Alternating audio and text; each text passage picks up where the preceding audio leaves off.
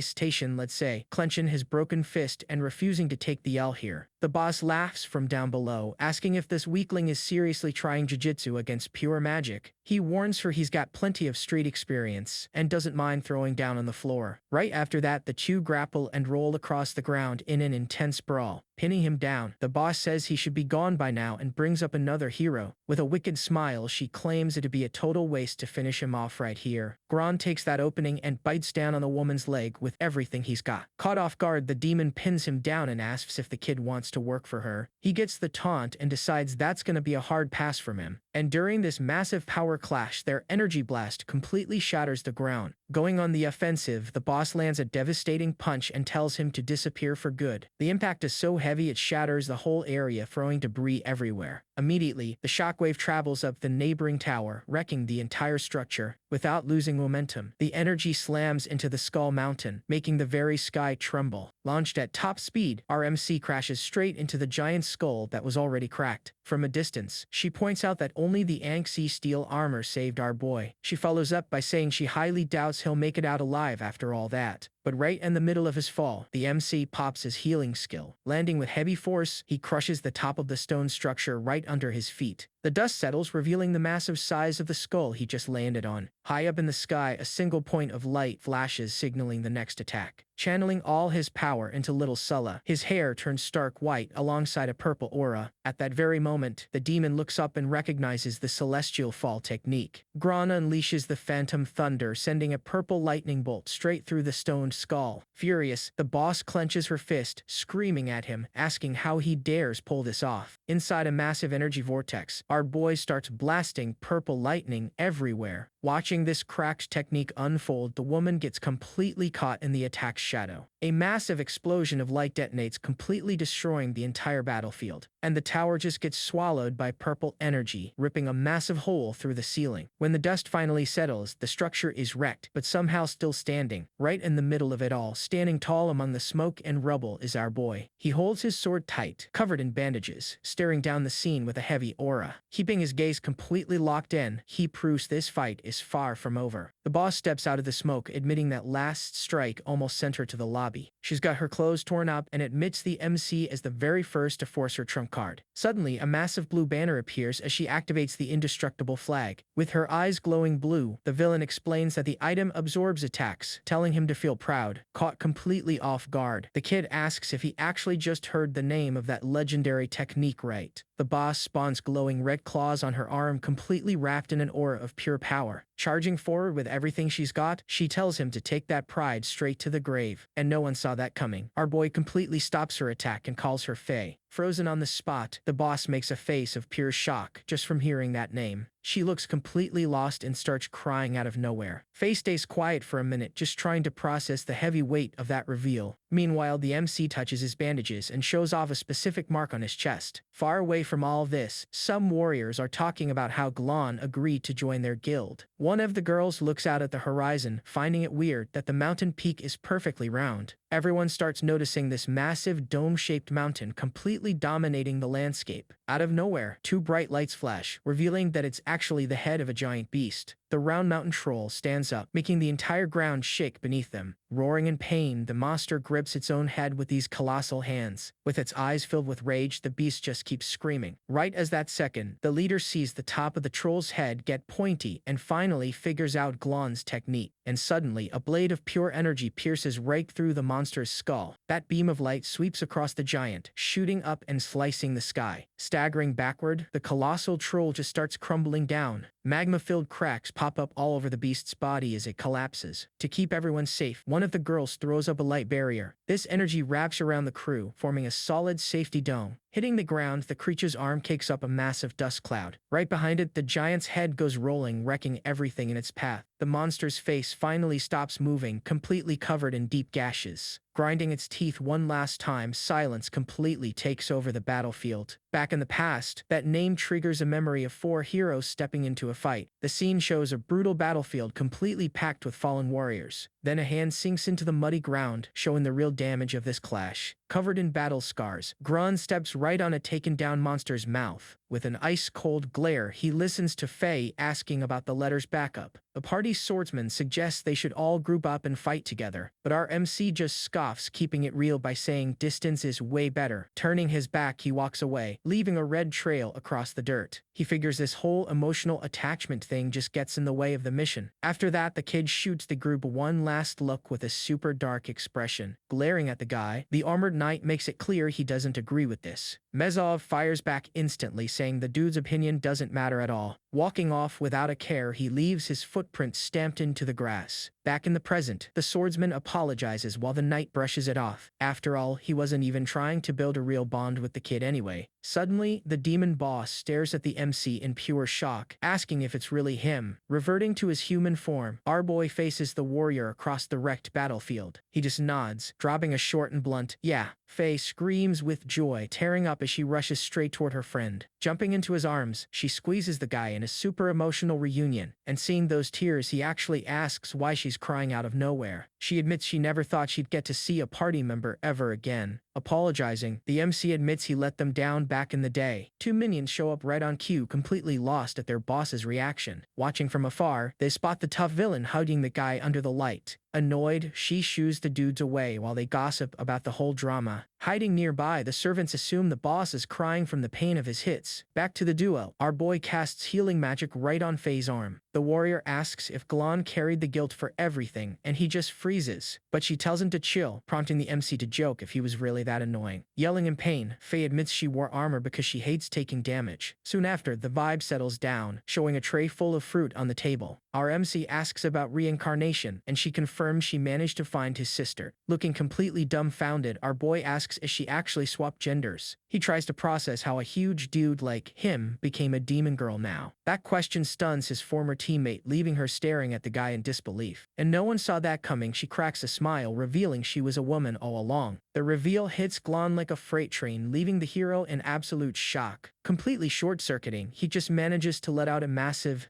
chuckling. Faye asks if he seriously thought she was a guy this whole time. During a flashback, the warrior remembers an old dance and being called a villain. Feeling a bit down, the MC asks if he was the only clueless one, and she nods. When asked why, Faye keeps it real, simply saying he never bothered to ask. He finds her title super weird, but the warrior explains it just meant sister. Right after that, she asks about the kid, prompting the hero to explain it's Alexius's granddaughter. Strolling around the place, the woman walks up to a barrel holding 4 little action figures. She counts the pieces calmly, quickly noticing there's one missing from the set. Curious about the missing 5th piece, the warrior turns back to look at him. Without getting the deal with the bandages, Faye asks why he pushes himself so hard. The MC replies instantly, saying it's a reminder to always give it his absolute best. Flashing a slight grin, he promises that this time he'll protect everyone from harm. But his friend busts out laughing, thinking the guy is being way too cocky. Suddenly, her expression shifts, asking if he plans on doing everything solo. With a look of pure confidence, she vows to crush their enemies right alongside him. Then and there, the old comrades shake hands to lock in this brand new alliance. That handshake seals the deal, promising they'll fight side by side once again. In the background, the focus shifts right back to those tiny wooden statues on the barrel. Rei instantly noticed that the little Knight Merovi figure is completely wrecked. The boss accuses the guy of hunting newbies, but he says he needs it to level up. Gron explains the current king gave up, and the other leaders are just pure chaos. Being dead serious, he confesses his monster instincts keep trying to hijack his mind. The kid says he already caught on to that, adding that demon life made her way different. Hooked by that thought, the warrior wants to know what changed so much about her. He jokes around, claiming she got soft and lost her creative fighting style. After hearing that, the woman makes a face like she completely missed the insult. Breaking the tension, little Sola pops up asking who the new lady is. Faye can't resist pinching the little girl's cheeks, thinking she's just adorable. The hero introduces his old friend, but the little girl just complains about her own outfit. Scooping the kid up, the boss tells everyone to head straight to her secret hideout. Without complaining, the trio heads down while the boy carries all the gear. Down below, the guy's jaw drops seeing all the intel she managed to stash away. One of the papers there perfectly lists the names of all 5 major villains. Annoyed, the MC begs the girl to stop treating him like a little toy. Sella shows up rocking a new fit, grumbling that the clothes don't help with work. The warrior flexes her styling skills and our boy agrees it looks pretty sick. Checking the mirror, the little one thinks the outfit looks like beachwear. Hyped up, the demon starts hunting for an accessory to finish off the hairstyle. Just in time, a weird glowing light catches our MC's attention over in the corner. He pulls out this massive blue shell that keeps blinking with a super strange glow. Holding the item, the kid zones out, thinking it's some kind of soul calling. But his friend explains it's just a magic relic from an empire that fell ages ago. The boss mentions the thing is used to dive into someone's soul and peek at their memories. With zero hesitation, she pitches the idea of using it to see how they actually died. Quickly, a flashback pops on screen showing their brutal end back in the day. Digging into her memory, the warrior says she felt something bizarre when they fell. Because of that, she asks her friend to check her soul to figure out this reincarnation. The MC doesn't even think twice and agrees, leaving his teammate feeling way relieved. Locked in, she warns him the ritual needs to start right there in that exact moment. She tells him to grab the other half, but our boy is completely lost on the idea. And just like that, everything changed. The guy says it's broken, and she drops the bomb that the other piece is gone. Dying of embarrassment, she confesses some bandits stole a bunch of stuff months ago. He doesn't get why she didn't hunt them down, and the leader admits she's terrible at it. Frustrated, Gron brings up how he tried to teach her stealth, but his student was trash. And he makes sure to roast her, saying everyone always noticed her amateur disguises. Faye swears she's gonna train, but the boy cuts the chatter and tells them to move out. Cutting over to the bandit hideout, the place is hidden between some isolated rocks. By the campfire, the crew lists their stolen loot and complains about the slow business. The gang leader, standing next to a girl, warns them that any loot is pure profit for the group. Then he reveals the grand plan, stacking power to go back home and solo a certain dragon. Some goons show up carrying heavy chests, grumbling that the lock is too tough to bust. Tossing the crates on the camp dirt, they make a massive wooden crash. For a few seconds, the stuff just sits peacefully on the grass looking perfectly normal. Out of nowhere, the wooden objects start shaking non-stop. And that's where it gets crazy. The boxes grow legs and sprint right out of the camp. Hiding under the crate, the MC says luck was on their side, but Faye tells him to shut up. The allies wanted to rush straight in, but the guy points out there's way too many enemies on patrol. One of the guards glances over, wondering if those boxes were already sitting there. Luckily, the dude just brushes it off and our boy stays locked in ninja mode. Slapping their crate, a huge guy says the goal is throwing the dragon over to the humans. To make things worse, this cocky scumbag decides to use the MC's box as a stool, but then the brute freezes with a wicked pain face and starts screaming his lungs out. Turns out the maniac was so heavy he ended up crushing all the wood. Sprawled on the ground, the guy is completely lost while another shouts that it's empty inside. And guess what? Faye is still crouching in the middle of the trash, staring at the transformed MC. With the snake on her shoulder, the warrior peeks through the holes to map out targets in the area. You can see dozens of sketchy goons scattered all around the giant bonfire. Up front, the leader holds the magic item, planning to trade it for weapons on the black market. The catch is, a rookie warns him that the market got wiped off the map by some cracked fighter. Furious, the big boss demands the maniac's name, while our boy's shadow looms right behind him. Our kid confirms the target and tells Faye to sweep the rest of the map real quick. Wasting no time, she shatters the wooden floors a heavy hitter with a colossal strike. She grabs the next guy, losing it as she yells that these scumbags stole all the good food. Full of rage over their greed, she delivers a massive punch that completely wrecks the bandit's face. Within seconds, the ground turns into a carpet of taken down enemies right at the warrior's feet. The leader shakes in his boots, accusing the snake demon of bringing the so-called smasher along. Except our snake version hero is already standing there holding the artifact, looking super chill. Panicking, the boss sprints toward him, crying his eyes out and playing the victim. And no one saw that coming. The villain's own girlfriend attacks him from behind out of nowhere. Stepping on her ex, the girl calls him trash and says she was already sick of this little game. She turns to the MC holding the little pouch, asking if this is what he wants so badly. This crazy chick tries to sweet-talk our boy, offering a pretty bold deal to hand it over. Giving zero mixed signals, Gron turns into purple lightning and bodies the traitor with a cracked strike. The rest of the crew is stunned by the beatdown, but a good chunk already raises their shields. Deep in the back, Faye blocks a rain of attacks, pulling up a heavy-duty defense. Gron notices her mark, now lets the warrior attack and defend at the exact same time. Smiling, he announces he's giving out a free lesson using tricks from the Royal Academy. Right then, a tiny snake bites his partner, and the MC mentions he just transferred his power vision. Boxed in completely, his friend gets the tip to follow this flow so she can hit way harder. He makes it clear he's only helping at the start, demanding she switches up her fighting style. Finally, the Bone Smasher gets the lesson and gears up for the real show. Using her shield, the warrior releases a wave of light and shouts out the skill name. And holding her spear, she flashes a huge smile saying that learning this is awesome. Securing the item, our boy announces the mission is done and tells them to clear out. The scene quickly cuts to little Sulla passed out asleep right next to the food. Down in the basement, the MC explains that the relic is fragile and only works one time. Doubling down on the warning, he tells his friend she needs to focus right on the moment they fell. Then the guy presses the shell to his chest, unlocking this mysterious energy. She nods along, confirming she's all set for this memory dive. Right after that, the warrior gets sucked completely inside that artifact, leaving nothing but a tiny puff of smoke right where the woman was standing. All of this happens while our MC warns her not to snoop around where she shouldn't. Inside the kid's mind, Faye gets curious about what exactly he might be hiding. Instantly, a giant statue rises from the water out of nowhere, leaving her stunned. This creepy visual shows the stone figure with a thick rope tied right around its neck. Faye figures out it's the god of mercy, remembering her friend's good heart. He appears as a spirit, letting her know he runs things here while telling her to chill. But out of nowhere, that entire landscape turns into pure, absolute chaos. Our MC's avatar just gives her the simple commands to push forward. Sprinting fast, the warrior charges full speed toward that massive structure. Soon enough, she spots some bizarre energy piercing straight through a suit of armor. As she watches the fallen warriors, she realizes this is Glon's point of view at the very end. The old sword-carrying Sulla's name shatters into 1,000 pieces in the dark. That memory shows our boy giving into the darkness, completely helpless. Faye scans every single detail of this vision with a super serious locked-in expression. At that exact second, a villain triggers a power announcing he's going with the backup plan, and the cracked technique reveals itself as the dreaded cruelty reincarnation, explaining right after that he's going to transfer his soul into a top-tier body. The magic glitches out, making the voice freak out and beg for more time to finish the spell. Connecting the dots, she figures out they came back because of this unstable power. She glances to the side, recognizing a white-haired woman and dropping her name, Suvka. The camera focuses on the face of their old comrade taken down in the middle of the battlefield. Everything hints to the mystery voice that, even if it stops, the plan is going to give some payback. With a wicked tone, it states for a fact that it'll keep living in this world. And just like that, everything changed. If the squad came back, the Demon Emperor is here too. Shattering the illusion like glass, the voice warns her that this memory has reached its end. Trapped in an all-red space, she tries to find the exit so she can warn the kid ASAP. The area suddenly morphs into a complete nightmare with signs of destruction everywhere. Someone calls out from the deep offering an exit, and the woman asks if it's the hero speaking. The voice confirms it, while a kid's silhouette shows up from afar in the fog. But the real MC screams in her mind, telling her not to look because it's all a trap. Faye completely freezes, lost and having no clue who the heck is talking to her right now. High in the dark sky, a gigantic shadow monster with a wicked grin starts taking shape. The beast opens up this massive jaw full of teeth, ready to swallow the woman whole. Except our boy's spirit acts fast, grabbing the creature's jaws with his bare hands. Roaring with all his might, he orders his friend to get out of that place this exact second. Luckily, she manages to escape the kid's mind by the absolute skin of her teeth. Snapping back to reality, the warrior takes a deep breath and asks what kind of monster that was. He cuts the topic off, promising to explain later, and asks if she found anything useful. The answer is heavy, revealing the villain pulled power from the Demon King Shu. Boiling with anger on the spot, the kid slams a violent punch right into the table, swearing to beat down the Emperor fueled by pure rage. Faye warns they gotta find this guy's new body fast, or it's game over. Their chart shows how this king sits right at the top of the monster food chain. Right then, she freezes up, remembering something, catching our boy off guard. Taking the hint, he asks flat out what happened to Sovka. With a nervous laugh, the woman admits she didn't even see the girl's final moments in the chaos. Desperate to change the topic, she pulls little Sala away to help make dinner, but our MC shuts that down instantly, telling her not to dodge the question. Looking dead serious, he demands to know the truth about their friend right now. She drops her head, looking super down, lost for words. Clearly hurting, she tries to figure out how to drop such heavy news. Flashing back, the scene shows a couple walking home super happy from fishing. Next thing you know, they bump into two people resting around a campfire. Only a giant knight blocks their path, leaving the duo wondering why. This guard claims the guy is married, but our MC jokes about getting rejected. Spotting the missing number on the MC's face, Sovka questions him about it. She explains that when the hero accidentally takes lives, this mark shows up. Adding that the sign only fades when he's happy, our boy just nods along. The girl points out how seeing his buddy Morovi again really brought him a sense of home. Moving on, she praises Faye, bragging about how fast they became besties. She swears hanging around the younger warrior means 0 sad days. Then turning to the guy, his companion asks how he's feeling himself. Feeling slightly embarrassed, the kid bluntly admits she makes him super happy too. Back in the present, the warrior warns their friend's fate might have been different. He catches the dark hint, realizing it's just another heavy burden to carry. Furious, our hero turns to the paper on the wall, glaring with pure hatred at the boss. Squeezing his hand against the drawing, he makes the wood crack under the pressure. And that's where it gets crazy. He crumbles the map, swearing payback for all that pain. Miles away in the village, some poor dude gets dragged like trash through the flames. A nasty centaur demon brags about his twisted workout routine to get buff. We see the human acting as a live weight, taking a relentless beating. Hugging his little girl, the dad tries to calm her down, promising help is coming. But the huge monster laughs, yelling he's gonna step on the gas even harder now. Hitting top speed, the dad screams in agony but refuses to let go of his kid. Out of nowhere, a white-haired girl appears, looking pretty sad at all that suffering. The dad stares at the unknown girl with a look of pure panic, completely clueless. Meanwhile, the centaur keeps trotting, completely unaware of the girl behind him. Stopping dead in its tracks, the beast curses, furious to see what happened. Now the little girl is holding the rope one-handed, stopping the horse by force. Sumulus pisses off the demon crowd for ruining their sadistic little game. Apologizing to the fallen human, she says sorry for taking so long to wake up. She promises to give him final rest, putting the poor guy to sleep in a blink. Shedding heavy tears, the kid reveals herself as the Grand Demon Emperor Sumulus. The reincarnated villain stares at the broken victim in the middle of it all. At that moment, a bunch of huge monsters surround the girl with heavy weapons. Everyone is stunned when she asks why they became so cruel. Flat out, she states she created them to clean up mistakes, not to torture folks, making it clear that enjoying this just adds even more weight to their sins. The centaur ignores her and lunges, telling the little girl to shut up and disappear, but the girl unleashes her OP power, and a devastating blast wipes the floor with all of them. Nothing's left on the battlefield but broken weapons and dust everywhere. Taking a breath, she reflects that the battle from 5 years ago was unforgettable. She admits to seeing the boy's true feelings during their fusion. That connection laid bare everything he kept hidden deep in his soul. Sadly, she realizes it was way too late for the hero to understand her heart. Thinking about it, she believes if they had just talked, they could be great friends today. Right then, a warrior comes running in, blaming herself for being late. Except she freezes instantly, seeing that wild trail of destruction. Slowly turning around, Sumulus stares at the lady standing there in complete shock. Dropping her sword, the warrior walks up to the girl and calls her daughter. She hugs the kid in tears, begging for forgiveness for not being there sooner. Through heavy tears, she vents about how human suffering never seems to end. The camera focuses on a glowing blue eye, ending the scene with heavy mystery. She reappears wounded by a sword, yet keeping a freezing cold glare. Falling to her knees, the mom is completely desperate seeing the girl like this. Soon after, the little one collapses, already gone with the weapon in her chest. Man, right at that moment, evil eyes summon the authority of sin. This sinister entity warns that the world is in desperate need of saving. He tells his partner he's gonna take steps to stop the villain, hoping Fenling, the Queen of Silence, might have some super useful tips. He explains their friend Spot's lies, and the Queen is a fair person, making it clear their goal is to wipe out the demons and crush the evil, and adding that the hunt only ends when the very last enemy hits the dirt. Faye snaps him out of his trance, asking why he's spacing out. Playing it off, the kid says his mind just wandered for a sec. He looks for flat ground, prompting his partner to ask what the plan is. Right away, our hero replies he's gonna take those preventive measures he promised, swearing to summon a vampire knight to warn the humans. Shocked, Faye says she's never seen a legendary monster like that up close. Without hesitation, the MC makes a cut on himself to draw out his own power. Channeling his energy, he starts tracing a massive summoning circle. 2 hours later, the boy mentions it's been years since his last attempt. His friend asks to be woken up when the creature drops in, then goes to sleep. Doubting the whole thing, Sulla thinks winged vampires are just ghost stories. But a sudden noise spooks the little girl in the middle of that pitch black. She freezes in fear, looking exactly like she just saw a ghost. Seeing just a bat flying by, the girl breathes a sigh of relief for nothing. This is where it gets good. A massive, sinister spear appears right in her face. Poor thing lets out a scream of pure terror seeing that creepy sight. Collapsed on the ground, she yells desperately, begging her uncle for help. This creature wears pitch-black armor, dripping some weird liquid. Then a firm voice warns he didn't summon him to just scare everyone. Giving off a dark aura, the MC orders the beast to focus on the mission. The vampire fires back that whoever knew this formation kicked the bucket a long time ago. Right after, he questions how the heck they learned to pull off that ritual. Spotting the red flags, Faye realizes the big back doesn't look like an ally, and her partner agrees. Annoyed, the monster threatens to beat the answers right out of them. Our boy mocks him, saying a language teacher would give him an 80. Adding that aside from the pretty speech, the beast isn't impressive at all. The creature completely freezes, screaming in shock, unable to believe its eyes. Grun then throws it in his face that the vampire Valen already failed his class. He completely loses it, trying to process if the guy standing right there is actually his master. Taking off his helmet, the vampire recognizes the figure and calls him Professor Gron. A quick flashback shows the massive academy castle where it all started. Little Valen is pinned to the ground, begging them not to hurt his hands. But that scumbag Nordell walks up with a burning hot stone asking why. Tears streaming down, the kid tries making a threat about telling his mom. Sarcastically, the villain warns that only moms from normal families actually care, questions what that has to do with anything, and presses the glowing rock right into the poor guy's hand. With a wicked smile, the bully warns that now it's the other hand's turn. The scene focuses on the youth's hand being hurt by the boiling object. Suddenly, Ron pops up and crushes the attacker's wrist with OP strength. Staring down the bully, he warns that next time his parents will need a shovel. This clown starts crying, saying a lowly teacher shouldn't have that much authority. Without an ounce of pity, our MC tosses the entire gang right out the window. Valen watches it all with a smirk, thinking his master's badass vibe is the greatest. As soon as the guy turns around, the student reaches out asking him to wait. Blocking his path, other teachers show up and won't let the kid run after the hero. He stretches his arm out feeling frustrated, realizing he didn't even get to drop a thank you. Right then, the door slams in his face, leaving the boy super bummed out. Two students peek into the auditorium packed with 1,000 people, their jaws hitting the floor, explaining the whole thing. They mention this master is the lone legend out there slicing up demons. The room is packed to the brim with folks dreaming of becoming heroes and hunting down some monsters. One of the kids points out that even the princes showed up to watch the training. Rumor has it the MC even kicked a rich dude out of the room for stealing someone else's spot. Walking through the garden, Valen feels super bad for not being able to repay the favor. Out of nowhere, this weird magic plant sprouts up and tightly traps the boy for good. Nordell shows up again, demanding he lure Gron right into a heavy trap. Strung up upside down, the kid holds his ground and tells the bully to get lost. The scumbag is left speechless, seeing his victim finally grow a backbone. He squeezes the vines even tighter, promising to grind down every single bone in the boy's body nice and slow. Despite the pain, Valen swears to himself he is not betraying his hero teacher. Bleeding out, the kid tries triggering his talon seal to break free. And just like that, everything changed. Our MC rips through the plants and saves the guy. Impressed, he gives the student props for tanking all that damage. Down on the ground, the kid tries warning him about the danger, asking where the bullies went. Gron just smirks, points up at the sky, and says the little gang will be dropping by soon. And wouldn't you know it, the camera pans to the gang flying through the air out of nowhere. They smash into the dirt with a brutal impact that really isn't pretty to look at. Valen talks trash, joking that their parents are gonna need a massive shovel for the leftovers. The hero calls the kid to class, telling him to become their enemy's worst nightmare. He tries to say thanks, but the master warns he's got better things to focus on. Walking together, the student offers a pie, and the teacher takes the strawberry one. Back in the present, Valen takes on the mission to warn everyone about the incoming mess. Faye breaks it down for Sulla, explaining their targets are Emperor Hoya and Yuha of the Torrent. An epic silhouette of Emperor Hoya shows up on screen looking like a living legend. And right after that we see this Yuha guy, the most cracked warrior from the northern lands. That giant bat warns them Yuha actually retired, making the MC sigh since he wanted a rematch. Without wasting a second, our boy tells the vampire to hit the road and save time. Overturning giant red wings, the pupil swears he won't fail the mission. With a massive leap, he vanishes flying super fast through the woods. Solo waves goodbye to the giant mosquito while the MC locks his focus on hunting the Emperor. Next morning, our guy packs his bags and grabs some jars, completely confusing Faye. He figures if he can't get the boss right now, he'll just teach the henchman a brutal lesson. Catching on, the warrior looks at her friend, feeling relieved and wanting to heal him for good. The monsters are gossiping about the dude who tied with their boss, but one guy just laughs it off. This clown is already eyeing the throne, except a goblin speaks up saying someone is coming. Fear grips the entire squad as they spot a mysterious figure getting closer. Our boy just floats right past him, putting their leader on major high alert. Seeing a hand coming straight at his face, the big monster tries to beg, but the kid's hand grips the beast's face, grabbing him right by the eye. With zero mercy, the MC lifts the leader up by his face right in front of the horses. Already riding high, he demands an open path for the arrival of this desert Fang Lord. The vice boss drops the news that Bonecrusher will be laying low for a while. Flashing a sinister smile, the guy orders them to set up a farewell party for the boss. He instantly clocks that the villain is a massive kiss-ass, and this stunt will expose everyone. Actually, the leader thinks the vice captain is a joke, but the goblin reminds everyone who runs the yard. Desert Fang wipes the floor with his rival's ego, banning the guy from ever picking up a weapon again. Watching this, our boy figures this parasite is actually useful for controlling the troops for free. One lackey speaks up, warning that this little party breaks the rule about saving resources. Super pissed off, the vice captain spits on the servant, asking if he's trying to school his own master. Turning to the MC, he notices the kid hasn't lowered his head and gives him a chance. But the hero, just wiping his mouth, stares the monster down and orders him to kneel. The pale dude tells him to chill, faking petty about seeing the kid's head hit the hard dirt. Right on cue, a henchman dumps a huge pile of trash right in front of the MC. With an evil smirk, the beast tells our boy to drop to his knees right in the middle of it. Everybody in the horde bursts into laughter, just waiting to see the kid get clowned. Whispering threats, the creep warns he's gonna snitch on the guys straight to the boss. He calls the MC a toad, flexing hard about his boss's OP power level. On top of that, he asks if the kid went mute from sheer panic. Grabbing the guy's neck, he tries forcing the kid face first into the dirt, and no one saw that coming. Our boy easily tosses the dude straight up into the air. Desert Fang goes flying, planting his face right in the middle of all that trash. Stuck laying there, the beast screams in pure rage after taking such a humiliating L. Faye rolls up holding another henchman by the collar, demanding to know what this mess is all about. The scumbag runs over to his boss, begging her to punish the brat with zero mercy. Pointing at our hero, he celebrates what he thinks is the end of the line for the boy. But the warrior just ignores his whining and drives a drill straight through his leg. Collapsed on the ground, the monster cries, asking why his own boss just attacked him. With a golden aura flaring up, she warns him he'd better start digging his own grave. She commands the whole squad to kneel before the MC and only get up once he's gone. The whole crew is speechless, realizing our boy must be some massive big shot around here. Wounded, the pale dude heavily regrets messing with the wrong guy, feeling like pure garbage. He decides to lay low to make up for his massive screw-up while the team hits the road. Faye mentions the Queen of Silence despises the Emperor, so she should definitely lend a hand. Over the sound of galloping horses, the squad picks up serious speed down the dirt trail. Riding towards the sun, they go after Fenling, one of the 5 great leaders. The camera cuts to the capital of the Eternal Court, floating up in the sky looking super epic. Deep inside the castle, Shu brags about pulling off the first step of his grand reform. He drops a wild line saying civilization actually rules the world, not just brute force. Shu pitches the idea of demons worshipping the emperor like a god to build up faith. Backing that up, Agricola agrees that fallen folks can be more useful than living ones. Without missing a beat, Udra supports the plan, telling the crowd to grab their weapons. Monotune complains about the boss's hypocrisy, grumbling that the easy times are done. Super triggered, Fenling declares this isn't her problem and bounces from the meeting. The leader gets where the queen is coming from, promising not to force her away from traditions, hoping she'll soon realize the whole scheme isn't just about wiping out the humans. Instead, it's about finding a way to bring innovation to the entire world. Leaving the crew behind, the queen walks far away from the leader's chamber. Right away, Shu orders the rest of the gang to keep the meeting going. Meanwhile, horses gallop at a crazy pace, kicking up a massive dust cloud. Our hero crosses no man's land, riding deep into the territory of cruelty. Pushing forward without rest, the team braves the heavy wind, slamming their capes. Valen has been flying for days straight just to drop the warning about the big bad's return. Tearing to the sky, he heads directly for the grand human war capital. Soon enough, a ZIP greets the giant bat, who demands some food before facing the king. Peeking through the gap, the monster gets ready to stand before Emperor Hoya. He thinks back on the king's cruel reputation, trying to figure out his true colors. Greeting him, the ruler checks if this guy is actually the famous Valen. Hoya mentions hearing good things, acting bummed out about missing the ceremony. Then he invites the guy to a feast, taking full advantage of the surprise visit. Digging the vampire's honesty, he orders the visit jotted down in the White King's book. That specific book holds all the glories, while the Black Book is just for epic fails. Joking around the minister, the monarch shows Valen that he's actually super chill. Valen brings up the villain situation, but the emperor would rather chat over a meal. In a flash, the big bat cleans his plate and starts delivering the full report. Explaining that Yua can't take on the boss yet, he asks for the warrior's location. Hoya drops the intel that the guy's been training secretly on an island for over 3 years. Promising action, the king swears to send a secret agent with the message straight to Yuha. Right on cue, a servant announces a spy, but the ruler tells Valen to stick around. Trying to be helpful, Minister Heine even offers to escort the vampire to his room. Except Valen suspects the shady spy, and Hoya points out that the job is a very human thing. Limersdorf strolls in carrying reports, bragging about how he easily bodied some rookies. Spotting Valen, the big guy freezes up instantly and demands to know why he's there. The emperor figures this is the perfect chance to introduce the two of them. Calling Valen a vassal, he presents Limersdorf as his top-tier special agent. He's slightly shook seeing a monster serving the king, but just swallows his pride. Limersdorf mentions he'll sort the paperwork and take his new coworker to rest. Out in the hallway, the big guy drops the truth that loyalty is a joke here, it's strictly business. making it crystal clear he just wants a solid sponsor to secure the bag in this crazy war. With some gold bars in hand, he asks if monster money spends any differently. The vampire stays dead silent, listening to the mercenary admit he doesn't care about the war at all. Right on the spot, he confesses his only plan is getting rich and bailing far away. Valen starts wondering if this massive ego is the real price of demon evolution. Brushing off the insult, the big guy claims that's way better than acting like a hypocrite. He points out how that attitude sounds just like Gron telling the giant bat to cut the nonsense. Having zero filter, he questions if Gron was actually a good guy or just lacked personal desires. The mercenary wraps up the chat, trying to guess what dark secrets the master kept hidden. Even worse, he suggests the grand hero might have been lying to himself the entire time. Completely furious, Valen summons a wheel of red energy blades aimed right at the mercenary. Glaring at the scumbag, the knight warns him to think real carefully before speaking again. The guy backs off instantly, swearing it's just a theory while praising the master's heavy hatred. Demanding an answer, Valen listens as the spy drops a hint that the hero might still be kicking. Back in No Man's Land, the crew takes a quick break so the horses can grab some water. Our boy calculates a 15-day trip, while Faye celebrates the total lack of bandits. Still, the warrior warns against dropping their guard, and the hero brings up Sulla's seal. Sulla explains she just forges metal super fast, almost like she's getting some secret backup. Noticing she uses the gift by accident, the hero offers to teach her the basics. He explains that the marked heart generates an energy that flows through her whole body. Next up, he lists the 4 basics of the technique: control, boost, blast, and shape. The guy mentions using control to punch straight through an enemy's chest barehanded. Shifting power to the eyes, he reveals it buffs her sight and even unlocks heat vision. On top of that, he points out how Faye used the boost to make her body hard as a rock. Our MC gives a solid example showing how he forms a shield around himself using shape. Mixing it all together, he combines the techniques to blast energy snakes from a massive distance. Then, he tells Sulla to focus on control, but the kid completely panics and gets scolded. Pouting a bit, the girl zeroes in on her power, making her tiny hand glow with pure energy. Loving the result, the master confirms her cracked talent and tells her to grip the hammer. He warns the channeling energy into the tool works, but the impact is way lower. Still, he makes sure to point out that weapons forged from that special steel are a massive exception. Hyped up, he orders the kid to focus the energy into her hand to build a solid defense. Shaking with fear, she asks if he'll hold back the punch just in case her shield breaks. And, with a creepy smile, he just casually mentions he'll heal her arm after it snaps. The guy strikes with zero holding back, and the girl pushes hard to block it with her bare fist. Despite the heavy impact, Sulla holds her ground perfectly, kicking up a massive dust cloud. Out of nowhere, a bright little smoke trail starts slipping from the kid's hand mid-block. And this is where it gets good. Her power actually shapes into tiny gold figures, fully revealing her seal. Watching this magic happen, the MC realizes human limits only truly break when things get desperate. Sulla flips out with joy over her little toy soldiers, eager for the next step in her training. Shutting down the boost idea for being way too risky, the hero tells her to practice shaping instead. Super focused, the girl notices her glowing miniatures are looking incredibly detailed now. Faye leans in for a closer look, spotting the tiny action figures climbing up the kid's shoulder. Breaking it down, the boss lady explains that the shaping skill can forge whatever your mind dreams up. Right after that, the girl spawns mini energy bows and arrows for her tiny golden army. She drops a hint about pumping in more power so they can move on their own, which takes serious grinding. Together, the two of them watch the squad build a mini fortress out of pure, glowing light. The MC mentions she's gonna trigger a super rare awakening soon to help out with her forging. Out of nowhere, the little light dudes sound the alarm about some panicked birds flying away nearby. Sensing the danger, Gron orders the campfire killed instantly, knowing something huge just pulled up. The birds scatter wildly from the canyon, proving the whole mess is practically right on top of them. From a distance, a knight claims the coast is clear, but his captain tells him to shut his mouth. Stepping back, the guard brings up how the princess is in bad shape and nobody could survive another ambush. Meanwhile, the warrior thinks it's completely wild for a noble to risk her neck out in no man's land. Our boy takes one look and instantly recognizes Yvette, the famous princess from the Ania kingdom. Remembering her badass reputation, he finds it super weird to see the girls getting so broken down. Lero, that trash enemy captain, curses out the servant, dumping all the blame for their epic fail onto her. Grumbling non-stop, he complains his family dropped serious cash just so he could flex his status at court. Pissed off, the clown takes a huge swig from his canteen, trying to drink away the disaster they just walked into. Sliding in as a shadow snake, the hero pops up and asks flat out if they're hunting for his master's arm. Back with his partner, he realizes that humans and demons really aren't built all that different. Asking if he plans to use the piece to level up his skills. The woman gets a nod of agreement. Covered in snakes, the boy's image really shows off his raw thirst for power. Heinz the scout drags the wounded, feeling like complete garbage right there in the dirt, begging her to stay calm. He tells his ally not to blame herself since that intel was vital. Things stay super tense in the desert as the two of them are practically dropping from exhaustion. Out of nowhere, Vampire Valen steps out of the shadows and demands they hand over all their stuff. Everyone jumps at the sudden figure, asking if that guy right there is the captain. The giant bat doesn't even look back, just stating that a knight never abandons his quest. Cheering out loud, Heinz finds water and immediately shuts down anyone doubting his discovery. Right then, the princess starts coughing up blood, proving her condition is seriously critical. Losing his mind, Heinz screams Her Highness Yvette's name in a pure state of panic. The poor girl is passed out on the stretcher, her armor shattered and covered in bandages. Desperately begging for help, the scout demands a heal, but the mage is completely out of mana. Crying her eyes out, she warns that her magic seal ran dry during the fight and hasn't recharged yet. Suddenly, a voice echoes through the area, leaving the crew staring up in shock at their new visitors. Our boy and Faye are just casually strolling through the desert right toward the squad. Freaking out, the human aims his crossbow and warns everyone that a monster is in the area. Without even blinking, the kid catches the arrow midair and claims he comes in peace with zero intention to fight. Hitching a deal, the boy drops an offer that leaves the guard feeling super suspicious. He offers to heal the princess in exchange for some solid clues about that missing arm. Proving he isn't bluffing, he makes his own hand glow with raw magic. The human hesitates, feeling incredibly suspicious before finally buying into the beast's deal. Backed into a corner, he gives in and tells the demon to pull off that promised magic trick. Stepping close to the girl, Gron realizes right away that whoever messed her up wasn't playing games. Things get worse when Yvette coughs up even more blood, driving the guard completely crazy with rage. Grabbing the MC by the collar, Heinz screams to know what kind of messed up healing this is. Calmly, our boy just calls the guy too loud and tells him to zip it. Pushing the dude away, he warns that fixing up those deep wounds takes time and a lot of patience. Like magic, the princess wakes up looking good as new, completely fully healed. Even she is stunned by the results, comparing that level of power to a regional king. Heinz takes the chance to chew out his cowardly boss, demanding a proper apology. Standing up, Her Highness says thanks, and figures this guy actually seems pretty trustworthy. The hero instantly kills the vibe by cashing in his favor, and the girl agrees to pay up. Dropping a simple demand, he asks for the master's arm, which immediately makes her frown. She shoots him down flat, warning she'd give up the entire kingdom, but that arm is off the table. The MC tries to squeeze info out of the lackey, but the guy cuts him off, calling it a strict state secret, offering up pure riches. The guard tries tossing in any other jewel to settle the debt. Right then, the soldier remembers that sinister aura he noticed while the beast healed Her Highness. And just like that, everything changed. The MC reveals he actually poisoned the girl and drops a heavy ultimatum. Sending a chill down his spine, Heinz grabs the trembling princess, completely lost after that bombshell. The noble tries acting tough, pretending the poison is weak and swearing it's just a bluff. With only 3 minutes to live, the kid forces the princess to put major pressure on her squad. Freaking out, one dude hesitates to let her expire, but the warrior on the ground screams it's a massive trap. Full of attitude, she trusts she'll catch her breath and send that enemy straight to the afterlife. The elf doubts the whole thing, but the MC throws it in their faces that royals never back down or fall for tiny bluffs. Cutting to the chase, our boy drops the bomb that the arm is actually with some guy named Folded Ear. Apparently, this lord used to be high-ranking but went rogue to dodge some heavy heat. The kid confirms that their precious confidential intel was literally just the location of the arm. Except the princess botched the heist, the beast fused with the piece, and it nearly took her out while escaping. Piecing the whole mess together, the elf asks for a location and finds out their target dipped out west. The elf catches onto the issue, blocking their path to the court, and demands he heal their ally immediately. Going for the violent route, her partner tries to snatch our boy right by the leg. He breaks loose by blasting an aura that knocks the crew away, leaving the warrior absolutely furious, pointing out that the poison was actually weak. Our boy tells Lilo to sheathe her sword. Filled with regret, the princess apologizes for trying to act like a smartass. Nearby, 2 soldiers start whispering, terrified they're about to catch a brutal punishment. Our hero just tells the girl to stand up, leaving her super confused by his chill attitude. Stepping up, he admits the whole thing was actually his fault for not explaining the plan properly. She points out that the arm isn't even the main issue, and suggests the squad takes a breather. But the vibe instantly dies when a soldier runs up screaming screaming about hostiles in the area. Way in the back, he can spot a completely shredded flag violently waving in the wind. Lilo draws her weapons right away, getting the whole squad in formation to tank the hit. Swarming the place, a massive mob of monsters rolls up, and one guy shouts he found the boss's targets. The huge leader buffs up the crew, yelling that their boss just wants to wipe them out completely, agreeing with Lilo to fall back. Our boy points out that splitting up right now would be a fatal mistake. Way on the other side, one of the villains tells his brother he's gonna tire the heroes out first. Without any warning, this mysterious dude drops in demanding everyone's full attention. The beast throws out some crazy riddle about a magical rooster that actually talks, demanding an answer in 3 seconds flat. He warns that getting it wrong will drain all their strength. Gron figures out the spell's trick right away, while the little girl completely panics. But the archer tries taking a shot, only for Lila to immediately order him to stop. Mocking them hard, the beast dodges and brags about being protected by his stronger brother. Completely confident he's invincible, the big guy celebrates and orders the entire horde to push forward. At that moment, the beast army charges the squad looking completely bloodthirsty. The heroes freeze up in pure fear, watching that ocean of monsters getting closer by the second. And that's where it gets crazy. The elf steps up glowing purple and scolds the terrified team. In the blink of an eye, some dark magic sweeps the battlefield and vaporizes the entire horde. Her hair turning completely platinum, she unleashes a cracked amount of power right in the middle of the chaos. Barely able to process it, Lilo stands there with her jaw on the floor. Popping up right in front of the noble, she jokes that this was just a freebie for their new alliance. She calls for a giant raid against the Lord, letting everyone know the arm belongs to her. Right in the middle of the chat, another massive purple explosion wipes out the remaining monsters in the back. Reaching the 3rd tier of her hidden power, the warrior soon draws out even more strength. The girl herself is stunned, mentioning she didn't even know it was possible to get this OP.